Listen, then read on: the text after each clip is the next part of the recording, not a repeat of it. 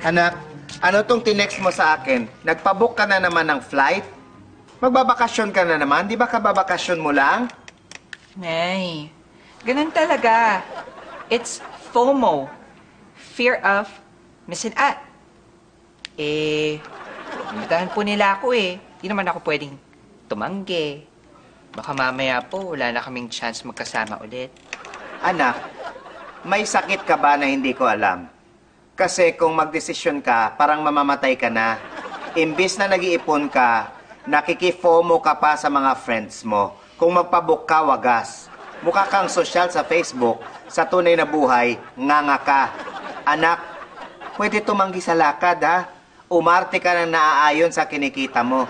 Layas ka ng layas, baka mag-FOMO na rin ako, palayasin na kita. Tandaan mo yung fear of not always missing out. Ano po yan? Fona mo. Anong pagbibida yan? Paki-explain. Love you.